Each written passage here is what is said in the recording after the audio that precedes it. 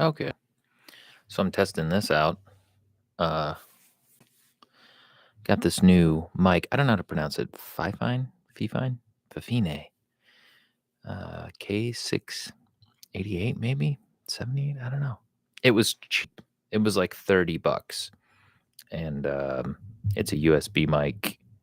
And I had the arm from a couple years ago, but I just wanted something that was slightly better. There's nobody here, right? There's not actually anybody here. It's weird. Okay, so part of this is just testing the mic against this, and maybe getting some ideas out. Let me think. Gotta worry. Seeing no shock mount. That's a little concerning. Okay, so I've been working at this company, Hair You Wear, for a few months doing demand planning, which is basically like sales forecasting. Uh, it's basically making sure we have the best idea we can about how much inventory we should have of any product that we manufacture given the lead time, right? So if these wigs we have take 9 months to produce and we have, hundreds of styles and thousands of colors, and we have this forecast or prediction for um, how many will be sold in a month, and it takes 9 to 11 months turnaround from an order to when we receive it, then you can see the complexity of trying to make sure we have enough stock but not too much, right? Because if you have overstock, then you're sitting on this unbelievable amount of inventory, and if something's really popular and you haven't ordered it and it's got a 9 to 10 month lead time, then um, you have a bunch of stuff that's out of stock. So your problem on both ends, which occurs, is that you don't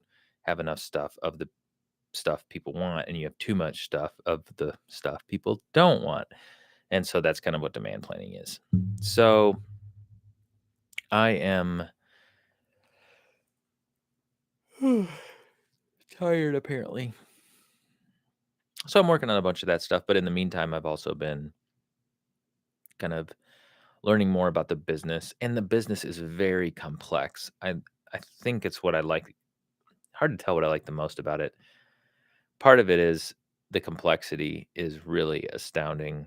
It's a tremendous amount of data that is not centralized in like dashboards and stuff like that. Like we use an Oracle product called NetSuite. It's an ERP, Enterprise Resource Planner, maybe. And it's like kind of the hub for all the data. And then we have some other apps that we use. But for the most part, it's like if you want to try to get insight, you're building the tools yourself, typically with Excel. And so I pushed my Excel knowledge kind of to a limit, and I'm trying to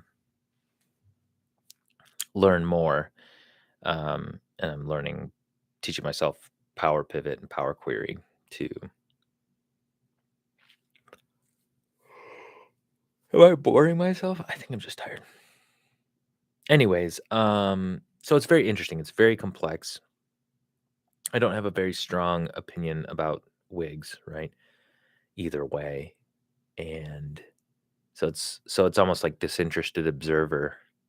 You can look that up. I think it's Kant.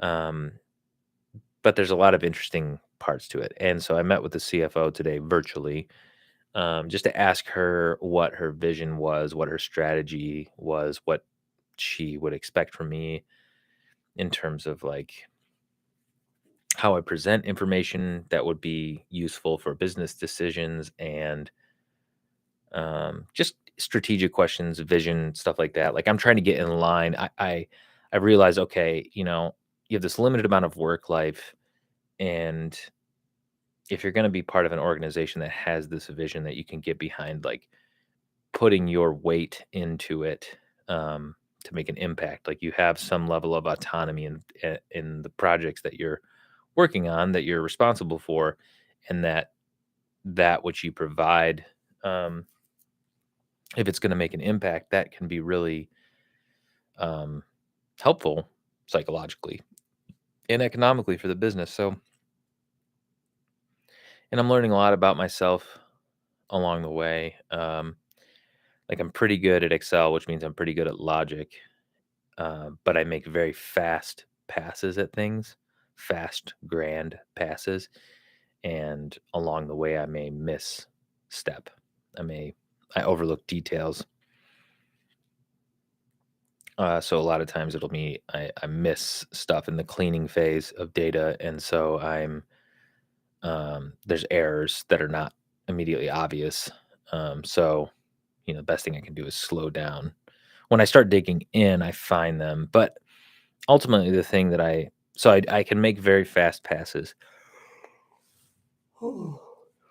and I like big structures. I like big tools. I like simplifying it. I like making it easy, but it's like big, fast passes at grand tools that are simple. Like, I love doing that. And then if I can slow down, I can make them work. But what I really enjoy is the elegance of a solution. Like, the elegance is um, what makes a product or a project or an enterprise or a solution or whatever, a mechanism, code, anything. Like, the elegance is the satisfying part, right? It's the I have nothing to add and there's nothing to take away, and it perfectly solves the problem. All the trade-offs have been weighed, and this solution, like, is in the pocket, right? It's just right. I'd really like to kinda do a study on elegance. I think we have, like, when I think of the word elegance, I'd be interested to hear what people generally think of when they hear the word elegance. Sorry about all this yawning. I bet a lot of people think like, "Oh, she's so elegant." Like, you think of this very sophisticated kind of like pearl-laden woman in a ball gown or something like that, or like it's a very elegant like, I don't know, like, display, but that's not, at least that's not what I think of now. I just think of like perfectly fit. It's just it's a slick, smooth solution that interfaces. Like, there's an interface with a user or a stakeholder, or like, I don't know how to put it, but people who would be engaging the thing or the context find it to be very satisfying to be in or work with because of the way that it is designed. So it's a product of design, maybe, and it's very satisfying, and it requires no um maybe it's like it requires no further thought. Like, you could always improve, I suppose. You can have the mentality that you can always improve, and maybe that's something different. But an elegant solution is like very beautiful. So, anyways, point being, I'm looking for elegant solutions. I'm looking for very inexpensive, robust, easy to use, easy to understand solutions, insights to the problems that we face at this company. And I'm interested in finding ways to be incentivized to do that and kind of like let my superiors know that, right? Like, I am willing to go above and beyond the responsibilities of my job title in order to achieve more for the company if the incentives are there. And yes, they're mostly monetary, but not completely and not exactly. Like, I was thinking for this one that I want to work on, um, I'd be like, "Hey, if I can solve, like, the easiest thing is, would you give me a bonus if I solve the problem that you laid out, defined what would be a solution, what would be considered a solution? If I hit that, do I get a bonus?" Right? That's like an operational bonus rather than a sales commission bonus. That's easy, and I would take that and whatever. But I'm also like, "Hey, if I can solve this particular problem, would you buy me a MacBook?" I'd love a new computer. Um, And if I can continue to have flexibility like work from home and maybe not even like you don't care about hours, you don't care about even PTO, if I could work um, and not have to think about PTO, I just kind of make sure I get done what needs to get done and I'm compensated. Like they find the value in my work. And it's like the time I spend is irrelevant, which it should be, right? You pay somebody for time because because previously, for the past 150 years or whatever, there has been expected that rate is rate of wage. And it's true in a lot of cases, but it's not true in all cases, right? Like the rate of wage is somehow indicative of performance. Where I'm thinking, somebody who spends all this time either making connections with people, like if they've got a vast network, that's basically how commission works, right? If you can make a deal happen, people aren't going to care if it takes you 4 years or 4 days or 4 minutes. If the deal is worth something, right? There's a value there regardless of the time that's put into it. And the same thing with if I spend or somebody spends some time learning a computer language, Python or, JavaScript or whatever, and they can put together this thing you need, when you get quoted um, a project, even in your bathroom or a code, it's you're getting quoted for the final product regardless of how long it takes, assuming that the quality is there, that the whatever agreed upon quality is there. So in the same way, I guess, until I find a better phrase, I'm just more interested in performance-based compensation. Both for myself, like in this particular work, but I'm also going to continue to do something entrepreneurial, I assume, for the rest of my life. And I feel the same way about that, like anybody that I work with.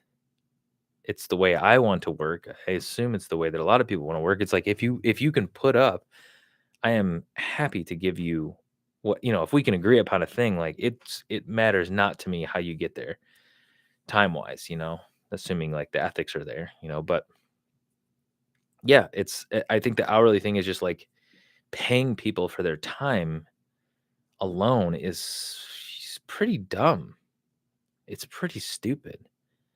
It's almost a little insulting, to be honest, because I've wasted a lot of time in office jobs, you know, and you're going to pay me the same. So,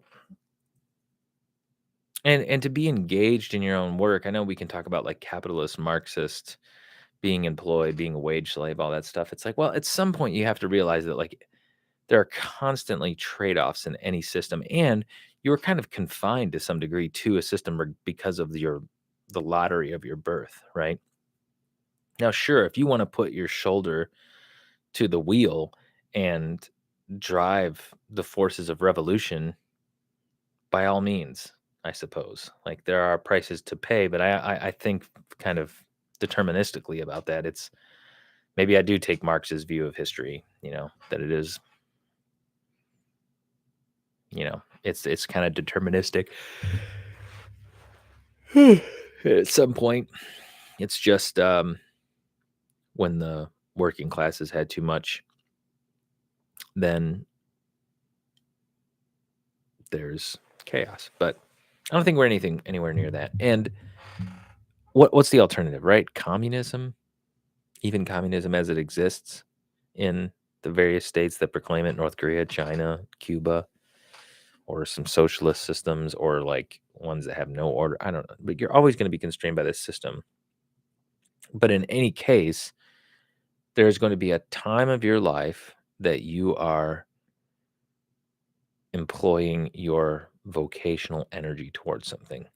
You may own the means of production. You may be a part of a group that owns the means of production. You may be part of a group that owns part of the means of production, or you may own no part of the means of production. Um, and that is worth a conversation, the meaning of that.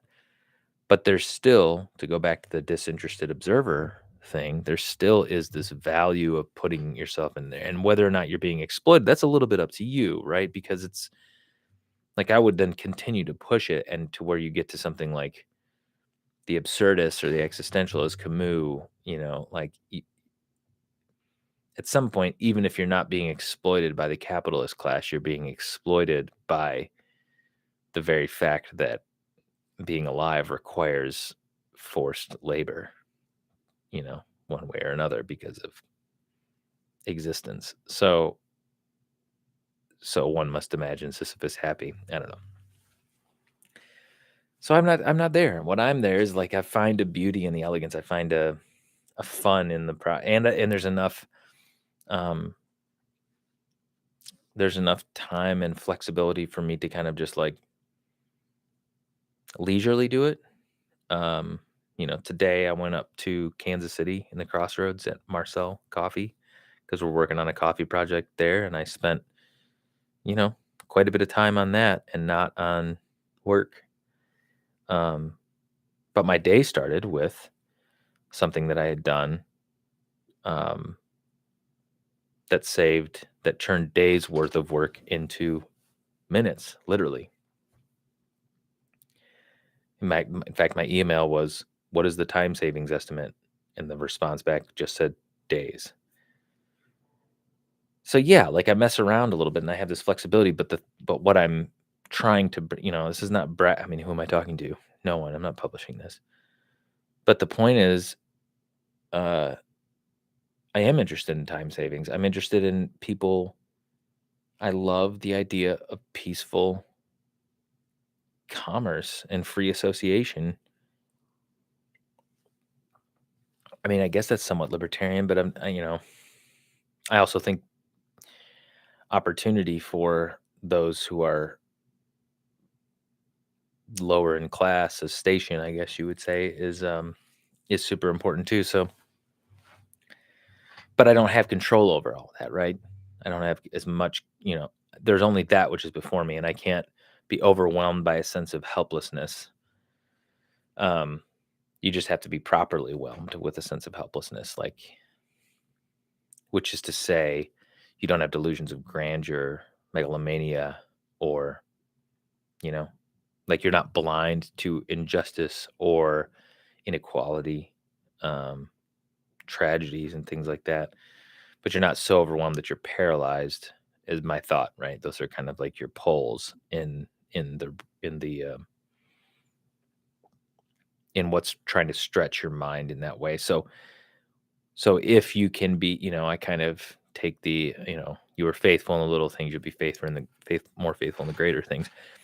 Y- Stuff like what I'm talking about is like an allocation of time, an allocation of capital, an allocation of energy in order to achieve some good that is good for yourself. It's good for you, right? You are not allowing yourself to be exploited. You are finding something that gives you the thrill of the hunt and provides something satisfying, and it benefits the people around you, um, co-workers, superiors, your colleagues, your employees, vendors, anybody that's involved gets some sort of benefit, because if you are faithful in that way to where the people around you and yourself benefit from your engagement, then as more and more